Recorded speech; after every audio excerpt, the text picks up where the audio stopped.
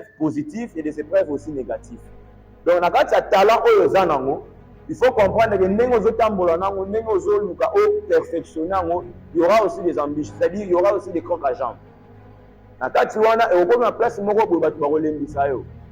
Donc, il faut comprendre que dans les combats, il y a des épreuves que tu dois aussi surpasser. Il y a des épreuves qui peuvent te donner l'effort d'aller aussi, de monter et de monter. Et enfin, lorsque vous surpassez les épreuves, c'est par là que vous pouvez maintenant avoir l'argent. Parce que lorsque le talent, vous avez les talents, vous arrivez à travailler votre talent, ça vous donne de l'argent. C'est ça notre, si je n'ai pas aperçu à IACT, c'est arriver à faire de votre talent et puis ça bon. Et si vous avez raté de naïe ça la bouée, mais et comme on a niveau talent aux zanango et permettre yope au comme on est là pour permettre de survivre. Donc j'aimerais quand même qu'on réfléchisse ensemble. Principalement sur l'argent. Parce que déjà hier, je vous avais un peu embrouillé. J'aime bien faire ça. On a atterri en disant que l'argent, ce n'était pas les billets des banques. On était d'accord et on n'était pas d'accord aussi. Je répète la même question. Qui sont d'accord que l'argent, c'est du papier? Quand je dis papier duplicataire, mot pèse à papier. Qui sont d'accord? Bien sûr. Mot pèse à papier. On est d'accord. Donc, qui sont d'accord que mot pèse à papier? Là, numéro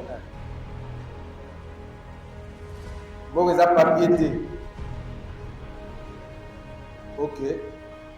Bon. Ce que nous avons dit, mot pèse à papier. Pourquoi mot pèse à papier? Parce que j'aimerais qu'on entre vraiment là pour arriver à comprendre que les talents, ça doit produire l'argent. Mais le micro, il est dispo. Bon, vous avez papier. Entre un peu dedans.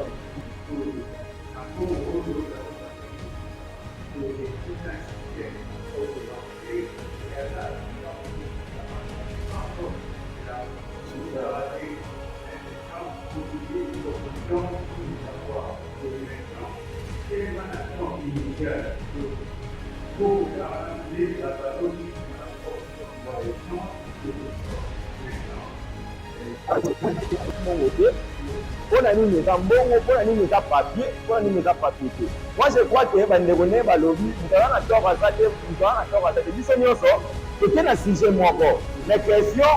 y a sujet de la talent par rapport à la talent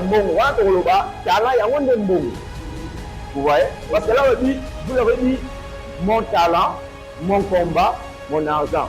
Vous avez déjà compris que non, et ça talent et vous allez combattre en fin de vie. Bon, vous voyez, mais lorsqu'on dit que le terme simple que non, et ça papier, là directement les gens vont te dire que non, bon, ils ont papier.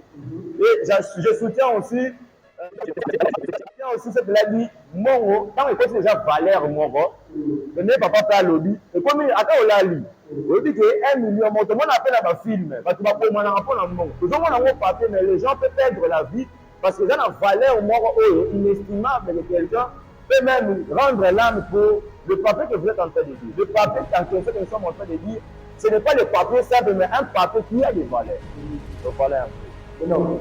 Là où maintenant j'aimerais qu'on entre ensemble comment arriver à, de manière concrète, s'il faut donner 2-3 conseils dans mon talent, conseil pour donner ça pour que talent au hasard d'avoir un souki comment faire de manière pratique pour arriver à produire de l'argent avec son talent. Merci. Alors, partant de la question que vous venez de me poser là, talent, yemoko nanu, asana nous valeur. Talent nanu yemoko. Talent yemoko, avant on commence à niveau yambongo, faut que yeba nanu talent o yemoko zanango, ezana nous déjà mbongo. Parce que nous avons tout le monde a battu comme mususu. À Kabola, à penser, c'est-à-dire aux gens un problème, à la consultation. Donc lui, quand vous avez un problème, vous venez, vous posez votre cas, Et directement, il vous donne des solutions. C'est-à-dire pour dire qu'en première étape d'abord, c'est que talent nous a nango, ils ont nous bon, mais bon wana, ils ont nous palpable que c'est ils ont la carte en autres amour. Vous voyez, au Kangasuki, ils ont nous intelligence que ils ont nango la mutu, c'est-à-dire ils ont talent. Bon, comment parce que finalité si on a solo banaso bimanakata cadre ya ISCT, finalité na biso ezali mutu. Na talent oyo aza nango ayeba kobimisa ayeba kosala nini mbongo oyo tobengi papier oyo mais chaque papier qui a des valeurs. Finalité eza wana eza kaka te naza na talent esili nango wana mais finalité ezali talent oyo eza nango ekomisa yo mutu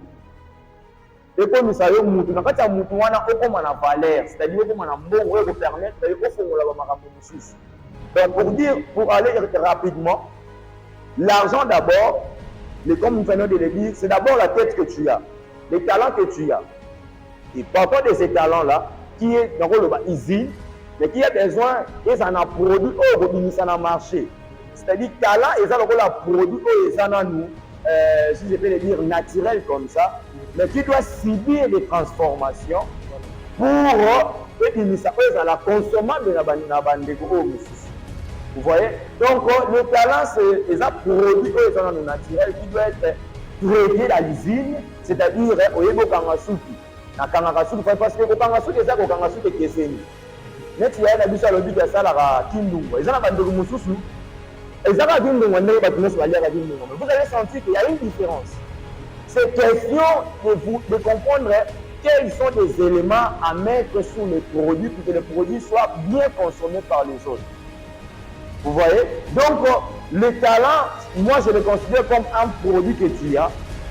Ils ont le là, Safu. Safu, parce que nous sommes à Goliango, Kalingiango, ils ont parce que nous sommes à Goliango, il faut comprendre que ça, la manière dont nous pouvons Kalinga, ça, la manière dont nous pouvons tout ça, que ça l'agréable, et quand nous sommes à Goliango. Donc, le talent, ils ont nous, mailler cette intelligence, ils ont nous, comme le bandegobalo, ils ont nous papier, ça n'a pas l'air fait. C'est lorsque au ministère on a dit de ça va tomber aux valeurs. Vous voyez, donc si je peux l'expliquer comme ça. Voilà. Donc voilà. Super.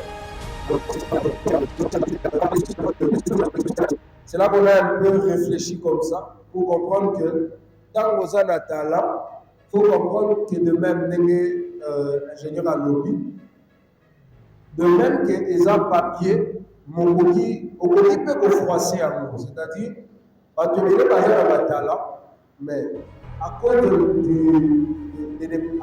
manque de connaissance ou de compréhension, la froissaka, le talent ou la zanango, et il dort avec comme ça. C'est comme ça que le docteur Maïs Monoa a dit, dans l'endroit où il y a plus de richesse, c'est où? Au cimetière. Parce qu'il y a plusieurs qui partent dans la tombe avec tout ce qu'ils avaient. C'est comme ça que lui disait déjà de son vivant, lui, il ne va laisser aucune richesse à la terre. Il fait que le docteur Miles Monroe est mort par crash d'avion, dans un Toumama, donc il n'a rien laissé à la terre. Même pas vitamines ou les aliments pour aimer sa babélé. Et la même réflexion aussi, c'est par rapport au troc. Que vous donnez un talent, il faut comprendre comment générer tout droit qu'on peut facilement atteindre ses objectifs sans pour autant avoir de l'argent. C'est pour dire, je ne vais en aucun cas à ce niveau pour faire croire mon idée, on n'a pas besoin de l'argent papier. Loin de là mon idée. Et c'est comme ça que je dis même, c'est carrément une aberration de croire qu'on peut avoir bien lancé ou booster son entreprise sans avoir de l'argent en papier. Mais je veux surtout qu'on arrive à comprendre en fait c'est quoi l'argent et comprendre que l'argent en papier est généré et par l'argent brut qu'il y a à l'intérieur. Et je l'ai dit, hein, il faut éviter de chercher l'argent. L'argent, il faut l'attirer vers nous. L'argent, on l'attire. Et moi, je suis aussi chrétien. Pendant cette période de crise, en fait, la parole qui me montait à l'intérieur, c'est de dire, arrête de chercher l'argent, devient de l'argent. J'ai travaillé au point que j'étais devenu un peu mieux de l'argent. J'ai attiré 136 $. Et je vous ai donné mon expérience, $1 et ainsi de suite. Mais je ne voulais pas perdre vraiment du temps. Je fais mon exposé, comme ça on va revenir dans l'échange et le débat pour nous aider. Alors, je donne ici 5 directions de base que je vais juste citer et descendre. Selon moi, le combat. Parce que le talent, il faut travailler en chaque jour. Même si c'est ça inné, mais tu as l'obligation aussi de perfectionner en haut. Éthique à la, je peux le dire comment, éthique à la à l'état pire, mais il faut prendre le temps, il y a pour travailler en haut. Et il s'appelle de l'eau parce que dans le talent, il y a beaucoup d'éléments que tu peux aussi ressortir. Parce que moi, personnellement, dans la musique, ça m'a aidé. Il y a des relations dans flou du bosso à parce que je me suis beaucoup habitué à chanter devant les gens, même s'il s'agit de parler dans la foule, dans la sous na crainte parce que tout a commencé à chanter. Donc, dès que je suis en train de chanter, je vois la foule et le monde a déjà esprit à et hormis ça aussi, il y a la foule ça m'a aidé aussi à approcher Moutou. Quand il s'agit d'un problème, j'approche quelqu'un et j'ai la facilité de lui parler parce que c'est déjà un domaine où j'ai déjà ma branche ici, c'est tout. Donc voilà un peu. Donc quand on parle de combat, vous devez comprendre que les talents, et ça est loco, ça il faut oublier ça. Mais il faut aussi comprendre que ça n'a pas de problème. Parce que moi, quand j'ai commencé à chanter, il y avait des gens qui riaient. C'est-à-dire, ils ont mais ça a le côté faut aussi à la carabou. Il faut associer à mon avis le côté pour que ça pénale nous autres. Vous voyez? Donc, talent na yo, na kati ya terme na biso ba lobi combat, et ça le quoi ba épreuve. Na kati ya ba épreuve wana il y a des